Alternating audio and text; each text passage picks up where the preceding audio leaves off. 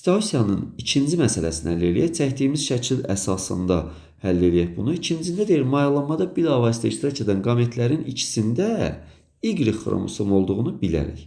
Yəni Y xromosom erkəkdə olurdu və bunun ikisində Y xromosom vardı.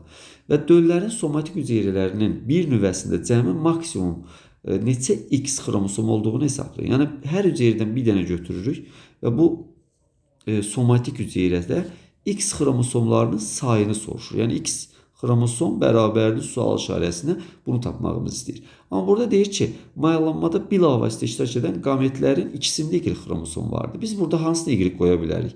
Bilirik ki, Y erkəkdə olur. Tamam, bax, ikisində Y olsaydı və bunlar 100% qızdılar. Niyə?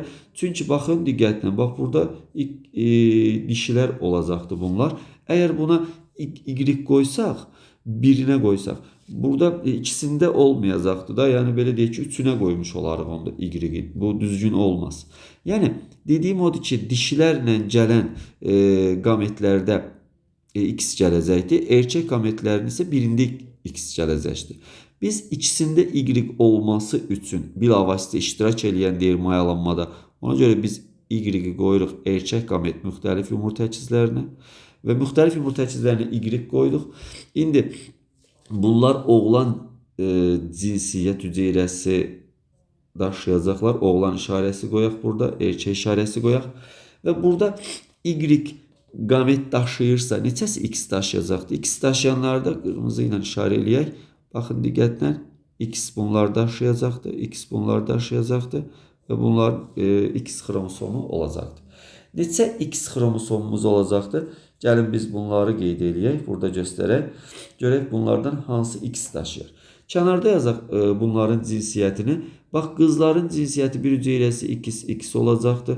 Bilirik ki, ayrı-ayrı hüceyrələr soruşur. Artıq baxın, burada belə bir söz deyir. Mayalanmada bilavasitə qametlərin ikisində Y xromosom olduğunu bilərək.